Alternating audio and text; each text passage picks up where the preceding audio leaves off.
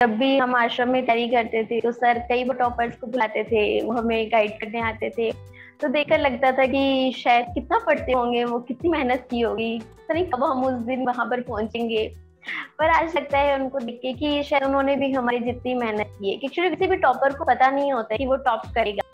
नमस्ते दोस्तों, कैसे आप लोग। तो आज हमारे साथ में ललिता जी हैं, जिन्होंने फर्स्ट अटेम्प्ट में ही आरएस 2018 में 57 रैंक हासिल करी है, जो कि बहुत अच्छी रैंक है और फर्स्ट अटेम्प्ट में तो काफ़ी अच्छी रैंक है। तो आज हम उन्हीं से जानेंगे कि क्या रही उनकी जर्नी, कैसे उन्होंने प्रिपेयर किया एग्जाम के लिए, क्या उनकी स्ट्रैटेजी थी, क्या उनके लाइफ एक्सपीरियंसेस थे जिन्होंने उन्हें मोटिवेट किया और इंस्पायर किया पढ़ने के लिए तथा इस मुकाम तक पहुंचने के लिए। तो इंटरव्यू शुरू करते हैं। तो सबसे पहले तो ललिता मैम, आपको बहुत बहुत बधाई कि आपने इतनी अच्छी रैंक हासिल करी फर्स्ट अटेम्प्ट में। और अ, उसी के धन्यवाद। उसी के साथ में मतलब जो आपका परफॉर्मेंस रहा वो काफ़ी अच्छा रहा। तो आप थोड़ा अपना बैकग्राउंड बताइए कि आप कहाँ से आते हैं और कैसे आपने तैयारी शुरू करी। जी बिल्कुल, सबसे पहले धन्यवाद। मैं एक साधारण परिवार से आती हूँ। मैं हनुमानगढ़ जिले से बिलोंग करती हूँ। मैंने जो मैंने 2014 में बीएससी किया। नॉन मैथमेटिक्स, नॉन मेडिकल था मेरे पास। मैथमेटिक्स से मैंने 2016 में पीजी भी किया। तो मेरा जो बैकग्राउंड है वो आर्ट्स नहीं है, ह्यूमैनिटीज नहीं था। मेरा ड्रीम स्टार्टिंग से ह्यूमैनिटीज ही नहीं, मतलब भारतीय प्रशासनिक सेवा भी नहीं था। यहाँ आने का जो मुझे मोटिवेशन मिला, वो मुझे मिला डॉक्टर वीरेंद्र कुमार सोनी, आदरणीय, जो वर्तमान में जिला कलेक्टर नागौर है। जब उनका सिलेक्शन हुआ तब मैंने देखा कि लाइक मेरे फैमिली में भी बहुत सब लोग बहुत खुश थे। एंड एक्चुअली मैं बताना चाहूंगी कि हम लोग 4-5 साल रावत से रहे थे। सर के घर पर ही हम लोग रेंट पर रहते थे, सोनी भैया के। तो उनके घर पर जब हम वहाँ रहते थे तो भैया तब बाहर, सॉरी सर थे, वो बाहर जॉब करते थे। उनका फर्स्ट लेक्चरर थे दैट टाइम। तो वो जब भी घर पर आते तो दीदी को पढ़ते हुए देखते, उनको मोटिवेट करते, मम्मी को बोलते कि आप बेटियों को पढ़ाओ। तो वो मुझे बहुत ही अच्छा लगता था। मतलब कहीं ना कहीं उन्होंने मेरे मन में कहीं ना कहीं छाप छोड़ दी थी। उसके बाद जब उनका सिलेक्शन देखा तब मुझे भी लगा कि नहीं, यही एक जो रास्ता है वो मुझे करना चाहिए। तो मैंने अपना जो बीटेक करके आगे बढ़ना चाहती थी करियर में, उसको मैंने स्विच किया और मैंने भी भारतीय प्रशासनिक सेवा में आने का सोचा। लेकिन हुआ क्या कि भारतीय प्रशासनिक सेवा में जब मैंने सोचा तो मुझे सिर्फ इतना ही पता था कि भारतीय प्रशासनिक सेवा होती है। राज्य प्रशासनिक सेवा या राजस्थान प्रशासनिक सेवा का मुझे कोई भी आइडिया नहीं था। 2016-17 में मेरे एक फ्रेंड ने मुझे बताया कि आप राज्य प्रशासनिक सेवा है, आप उसका भी एग्जाम दे सकते हैं। 2018 में मैंने प्रिपरेशन स्टार्ट की और आज मैं यहाँ पर हूँ। बिल्कुल मैम। एक अच्छी जर्नी रही आपकी, इंस्पायरिंग जर्नी रही। और कहाँ से आप इंस्पायर हुए। तो एक जो क्वेश्चन यूजुअली उठता है कि जैसे आपने फर्स्ट अटेम्प्ट में ही काफ़ी अच्छी रैंक हासिल करी, तो एक क्या स्ट्रेटेजी रहती है कि जो एक टॉपर को या एक अच्छे रैंकर को एक बाकियों से अलग बनाती है, ये ऐसा आपको क्या लगता है, ऐसे क्या फैक्टर्स रहते हैं। हाँ बिल्कुल। एक सबसे जो मेन चीज है मैं बोलूंगी, वो डेडिकेशन है। आपको करने का जुनून होना चाहिए। आप अपना पूरा का पूरा टाइम या अपना 100% दे, ईमानदार रहे। तो अगर आप इतनी ईमानदारी के साथ, जैसे मेरी लंबी तैयारी नहीं रही है, मैंने 2018 जनवरी में ही तैयारी स्टार्ट की और 2018 अगस्त में मेरा प्रीलिम्स था। उसके बाद ही मतलब इतना ही ज्यादा, मतलब जैसे मैं देखती हूँ कि बच्चों फर्स्ट सेकंड थर्ड अटेम्प्ट भी होता है, तो इतना लंबा जर्नी नहीं रही मेरी। तो मुझे तो यही लगता है कि मतलब अगर आप डेडिकेशन से या बहुत कड़ी मेहनत से अपना 100% देते हुए तैयारी करेंगे, अपने प्रति ईमानदार रहेंगे, अपनी पढ़ाई के प्रति ईमानदार रहेंगे, तो आप श्योरली अचीव कर लेंगे जो आपने सोचा है। बिल्कुल मैम। तो प्री मेंस और इंटरव्यू की आपकी क्या स्ट्रेटेजी रही थी, कि आपके मेंस की बेसिकली क्या स्ट्रेटेजी थी, कि आप किस तरह से क्वेश्चंस का आंसर लिखेंगे, या कुछ आप शेयर करें उस बारे में। जी बिल्कुल। मैंने जो तैयारी है भाटिया आश्रम सूरतगढ़ से की।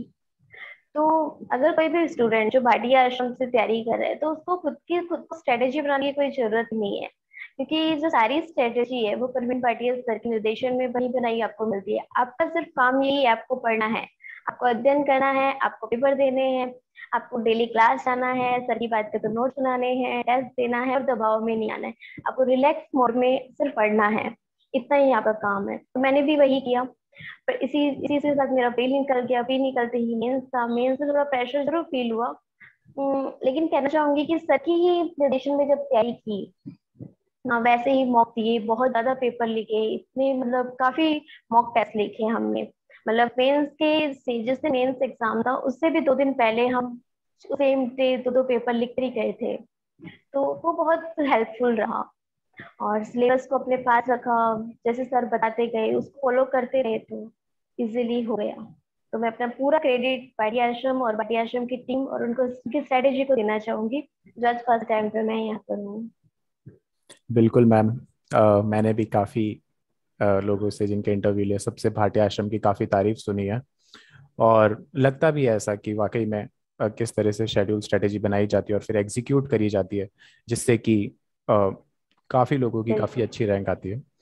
तो जैसे आपका रिजल्ट आया, तो रिजल्ट के बाद आप अपनी लाइफ में कुछ चेंज देखते हैं या अपने आसपास कुछ चेंज देखते हैं या फैमिली में कुछ? हाँ बिल्कुल। मैं अपने अपने आसपास का बताना चाहूंगी कि जब मैं जिस परिवेश से आती हूँ वहाँ लड़कियों के साथ साथ लड़कों की पढ़ाई के लिए भी कोई प्रोत्साहन नहीं है। अगर लड़के हैं तो 10वीं 12वीं करके बिजनेस पे सेट हो जाओ, लड़कियां हैं तो 10वीं 12वीं करके अपना घर बार संभालो या चूल्हा चौका संभालो। तो वहां पर जॉब को लेकर या फिर एक प्रशासनिक सेवा में जाकर कोई भी प्रोत्साहन नहीं है। तो आज जब मैं इस सिलेक्शन मैंने इस अचीवमेंट किया इतना बड़ा, तो आज मेरे पास इतनी सोसाइटी के कॉल्स आ रहे हैं। मेरी सोसाइटी मतलब अदर्स के तो आ ही रहे हैं बच्चों के, सोसाइटी में भी इतने कॉल्स आ रहे हैं कि हम भी अपने बच्चों को पढ़ाना चाहते हैं, हम भी अपने बेटों को पढ़ाना चाहते हैं, हम उनको बाहर भेजने के लिए भी तैयार है। आप बताइए कैसे तैयारी करें। मतलब 12th ही बच्चों ने पास नहीं की, लेकिन वो इतने अवेयर हैं कि हम 12th के साथ ग्रेजुएशन के साथ ही उसकी यूपीएससी या आरपीएससी की तैयारी करना चाहते हैं। आप अपनी स्ट्रेटेजी बताइए, आप हमें इंस्टीट्यूट बताइए, आप मॉक पेपर्स बताइए। तो मुझे देखकर बहुत ही अच्छा लग रहा है कि मेरे इतने अचीवमेंट से लोग इतने प्रोत्साहित हो रहे हैं, इतने बच्चे या बच्चियां हैं वो मोटिवेट हो रहे हैं। तो वो सबसे बड़ा चेंज जो मैं देखती हूँ तो यही देखती हूँ। बिल्कुल मैम, इस चेंज की तो वैल्यू भी ज़्यादा है। और हम देखते हैं कि किस तरह से अलग अलग जगह से बिल्कुल। जब सेलेक्ट होते हैं जन काफ़ी लोग, तो वो और भी लोगों को मोटिवेट करते हैं। और एक एजुकेशन का लेवल धीमे धीमे राइज होता है सोसाइटी में भी, जिस सोसाइटी से आप है उधर भी।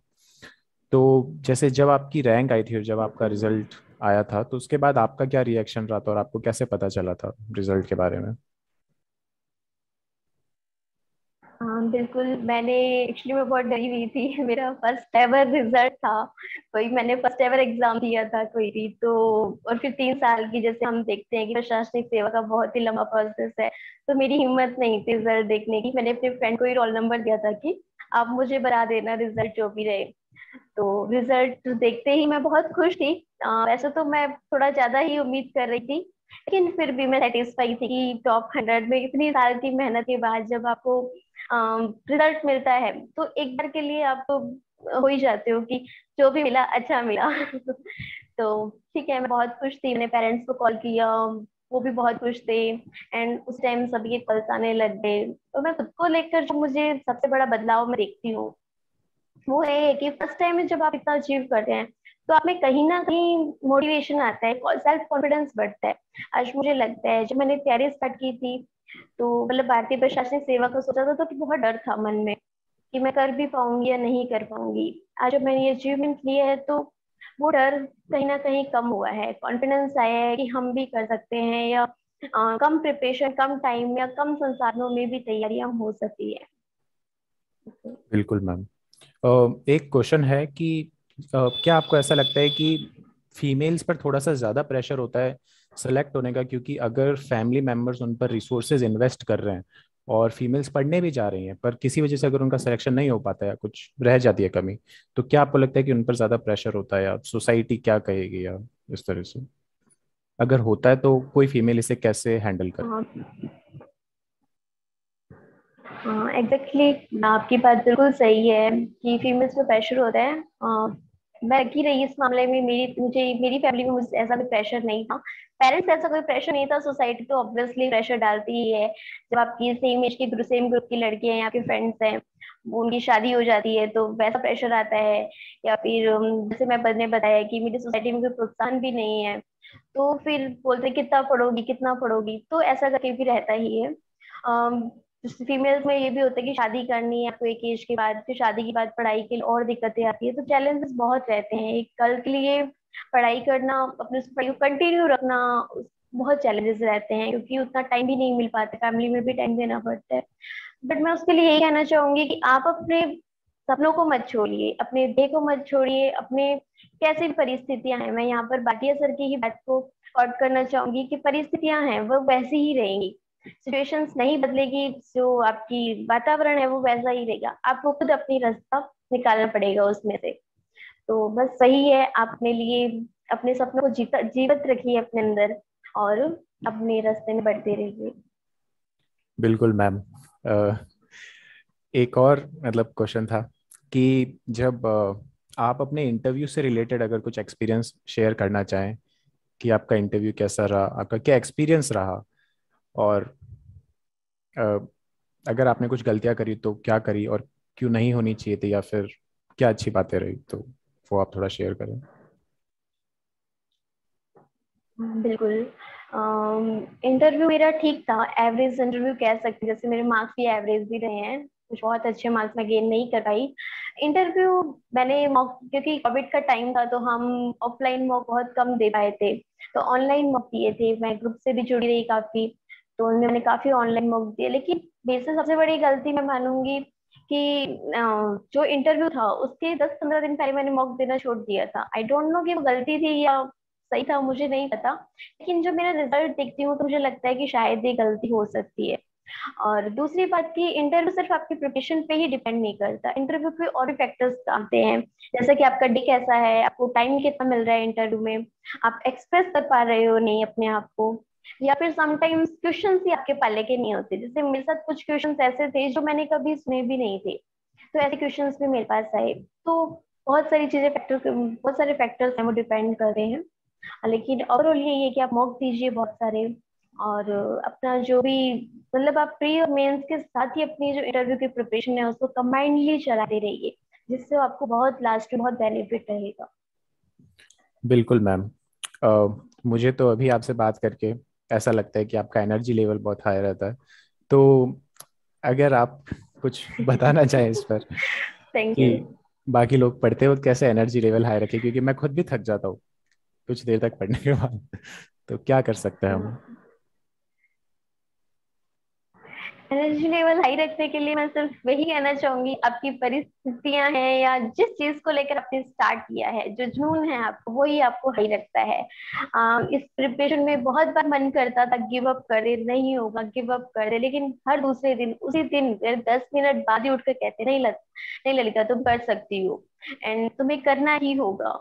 जस्ट बिकॉज की बहुत सारी उम्मीदें होती हैं, या बहुत सारे सोसाइटी में बहुत सारे लोग हैं जो आपको बेचने से पहले आपको ताने मारते हैं कि नहीं होगा, क्यों भेज रहे हो, पेरेंट्स को बहुत ज्यादा सुनाते हैं, तो उस सबको देखकर लगता है कि नहीं, करना ही है, यही टाइम है, यही चांस है, तो खुद को प्रूव करना है। जब अगर वो डेडिकेशन अगर मन में है, तो आपको कोई नींद नहीं सुला सकती, आपको नींद नहीं आएगी, आप पढ़ोगे, अपने आप ही आपसे पढ़ा जाएगा, आपको आप कंसंट्रेशन, आपका ध्यान कहीं जा ही नहीं सकता, मुझे लगता ही नहीं आपका ध्यान कहीं जा सकता है, कि चाहे परिस्थितियां कैसी भी हो, तो वही आपको हाई रहता है।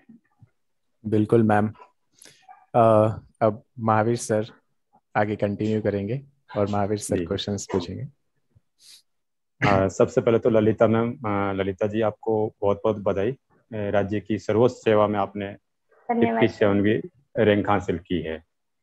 क्या टॉप अब आप टॉपर्स बन चुकी हैं वैसे, पहले टॉपर्स के बारे में आपकी क्या राय थी जब आप टॉपर्स नहीं थे, जब आपका रिजल्ट नहीं आया था? तो कई बार हम पढ़ते भी हैं उनके बारे में, तो आपकी क्या राय होती थी कि टॉपर्स कौन होते हैं?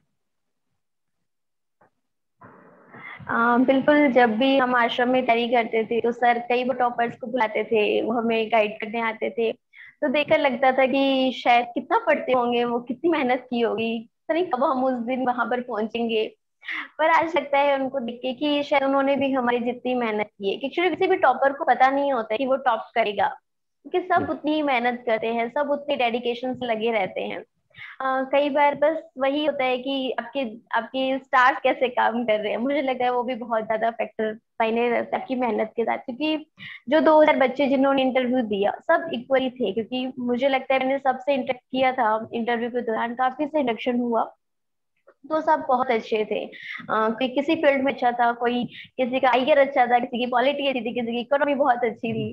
तो सब अच्छे थे, सब स्ट्रांग थे, लेकिन बस वही है, आपका स्ट्रेटेजी है या आपका दिन है, आपका डेज है, तो बिल्कुल डिफरेंट रहता बिल्कुल है। मेहनत सबकी होती है, और टॉपर्स उसमें से कुछ निकलेंगे। हमें खुद को नहीं पता होता लास्ट टाइम तक कि हमारा रिजल्ट क्या रहने वाला है, लेकिन कहीं न कहीं विश्वास तो होता है बिल्कुल कि हम लोग बिल्कुल बिल्कुल अपनी मंजिल हासिल करेंगे। इसमें आपकी मेहनत बिल्कुल झलक करेंगे। रही है जी ललिता जी। जी। तो इसमें आपकी फैमिली का क्या सपोर्ट रहा, बिल्कुल। परिवार का क्या रोल है, और आप भी जैसे आपको जो सपोर्ट मिला है, तो आप बाकी जो पेरेंट्स हैं उनके लिए आप क्या संदेश देना चाहेंगे कि अपनी बेटियों को या अपने बच्चों को किस प्रकार से मोटिवेट करें?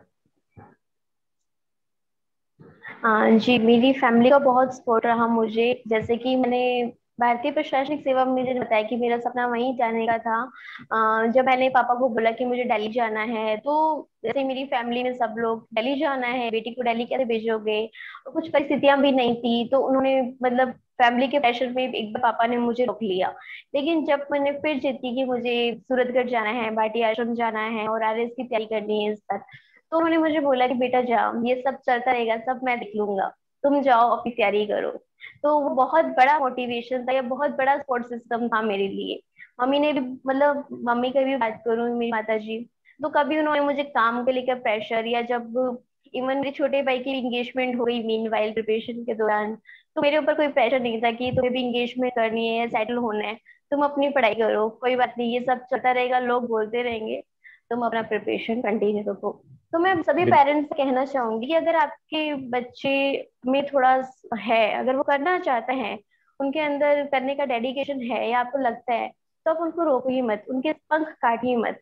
बेटियों को उन्हें दीजिए, उनको उनमें भी वो उड़ने की क्षमता है उनमें। उनके पंख आप स्टार्टिंग में ही काट देते हैं कि आप बाहर नहीं जा सकते, या आपको जो पढ़ना है आप घर पे ही बैठ के पढ़ेंगे, या काम करके आप उसके बाद 2 घंटे या पढ़ने के लिए दे रहे हैं, तो बहुत मुश्किल रहता है। तो उनका जो उत्साह है वो वहीं पे ही कम हो जाता है।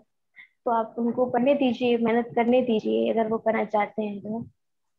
बिल्कुल ललिता जी, जो आपने बातें कही है वो पेरेंट्स को भी मोटिवेट करेगी, और हमारी जो बेटियां हैं उनको भी बिल्कुल कहीं न कहीं नई सीख मिलेगी। एक सोशल मीडिया को लेकर के काफी कुछ हमारे मन में रहता है कि तैयारी के दौरान हमें इनसे दूरी बना के रखनी चाहिए, या इंटरनेट का किस प्रकार से उपयोग करना चाहिए। तो आपने ये सब कैसे मैनेज किया?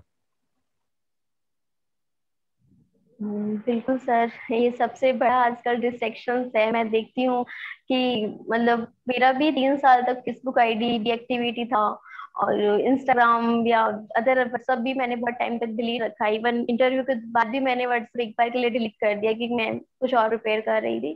तो ये बहुत डिस्ट्रैक्ट करते हैं चीजें। आपको इन डिस्ट्रैक्शन से दूर रहना चाहिए। आप फोन नहीं बंद कर सकते, आप इंटरनेट नहीं बंद कर सकते, जस्ट बिकॉज कि आपको यूट्यूब पे बहुत सारा कंटेंट मिलता है, आपको गूगल के थ्रू आपको बहुत सारी जानकारियां जुटानी होती है। इवन आजकल तो न्यूज़पेपर भी कई बार हम फोन में ही पढ़ते हैं, ये न्यूज भी हम फोन में ही देखते हैं। तो हम उसको फोन को बंद नहीं कर सकते, फोन से दूर नहीं रह सकते।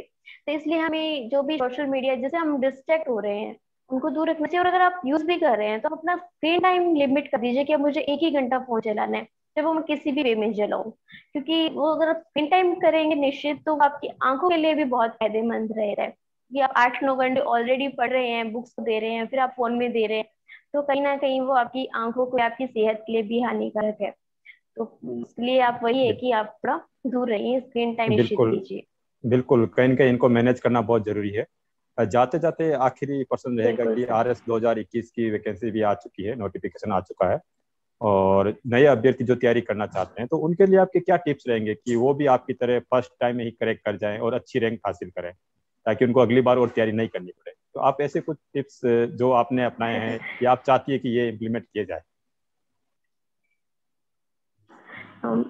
मैं कहना चाहूंगी सबसे पहले अपने अंदर कॉन्फिडेंस रखिए। जब मैंने तैयारी स्टार्ट की थी, जब मैं फर्स्ट टाइम भाटी आश्रम में गई थी, जनवरी 2018 की बात है, तो वहाँ पे आई थिंक 800-900 बच्चे थे प्रीलिम्स के टाइम। तो मैं जब एंटर हुई मैंने इतने बच्चे देखे, और मेरा एक्चुअली राजस्थान का कोई भी नॉलेज नहीं था क्योंकि मैं साइंस बैकग्राउंड से हूँ। मैं बहुत डर गई थी, मैंने कहा यहाँ मेरा क्या होगा, मैं तो यहाँ सरवाइव नहीं कर सकती। यहाँ पे 900 बच्चे हैं यहाँ पे, क्योंकि कई सेकंड अटेम्प्ट दे रहे थे, कोई थर्ड अटेम्प्ट दे रहे थे। तो मुझे लगा, मैं घर जाके बहुत रोई, मैंने सोचा कि नहीं मुझसे नहीं होगा। मैंने घर पे फोन किया, मैं कहा मैं नहीं कर सकती ये। लेकिन फिर मुझे पेरेंट्स ने बोला कि, या मेरे फ्रेंड ने बोला कि आप थोड़े दिन तो रुको, जितने दिन के लिए गई हो, एक कम से कम 15-20 दिन तो के ज्वाइन करके देखो। एंड 15-20 डेज जो शेड्यूल था मैंने उसको फॉलो किया। वहाँ पे शेड्यूल रहता, तो मैंने उसको फॉलो किया, और फर्स्ट या सेकंड पेपर था, उसमें मेरी फर्स्ट रैंक आई। मतलब 900 बच्चों में थी, मेरी फर्स्ट रैंक देखते ही मुझे लगा कि नहीं, मैं सरवाइव कर सकती हूँ, और वही मेरा मोटिवेशन का पॉइंट था। उसके बाद मैं रुकी नहीं, मैंने कभी नहीं सोचा कि मुझसे नहीं होगा। तो सबसे अच्छी बात है कि जो उस दिन अगर मैं चली जाती वहां से, कि ये सोचकर कि 900 बच्चों में मेरे से गिरा क्या होगा, तो आज मैं ये अचीवमेंट नहीं प्राप्त करती। तो आप डरिए मत, आप कर सकते हैं। आपको कंपटीटर मिलेंगे, सेकंड अटेम्प्ट दे रहे हैं, कई कई थर्ड अटेम्प्ट दे रहे होंगे, कोई बहुत ज्यादा नॉलेज वाले भी होंगे, लेकिन उन सब से डरना नहीं है, उन सबको फेस करना है। आपको अपनी मेहनत और ज्यादा बढ़ानी है। आप वो 7 घंटे पढ़े तो आपको 8 घंटे पढ़ना पड़ेगा। अगर वो इंटरव्यू में कुछ और अच्छा कर रहे हैं तो आपको कुछ और अच्छा करना पड़ेगा, मतलब आपको राइटिंग स्किल्स में और ज्यादा काम करना पड़ेगा, ताकि आप उनसे ज्यादा हार्ड वर्क कीजिए। और अपना स्क्रीन टाइम जैसे बताया सर ने भी निश्चित रखिए, और इसके साथ मेहनत कीजिए, खूब मेहनत कीजिए, खुद पे विश्वास रखिए, ईश्वर पे विश्वास रखिए, आप सक्सेस को जरूर प्राप्त करेंगे। बिल्कुल ललिता जी, अपने आप को मोटिवेट रखना बहुत जरूरी है, और एक कंपटीशन भी होना बिल्कुल चाहिए सर। इसमें, कि जैसा आपने खुद ने ग्रुप में जी जब जी टेस्ट दिया तो बिल्कुल। आपके अंदर जो कॉन्फिडेंस आया है, वो कॉन्फिडेंस जरूरी है हर किसी के लिए। बहुत बहुत धन्यवाद, और बिल्कुल आपकी सर। जो आगे की जर्नी हो वो बिल्कुल इससे भी और अच्छी हो, जो आप चाहते हैं वो आपको हासिल हो, और आप थैंक यू जल्द सर। से आप एसडीएम का पद संभालें, और महिलाओं के लिए विशेषकर हमारे सभी वर्गों के लिए आप कार्य करें। बहुत बहुत बधाई ललिता जी आपको। Thank you sir. बिल्कुल ma'am. Thank you so much sir. बिल्कुल।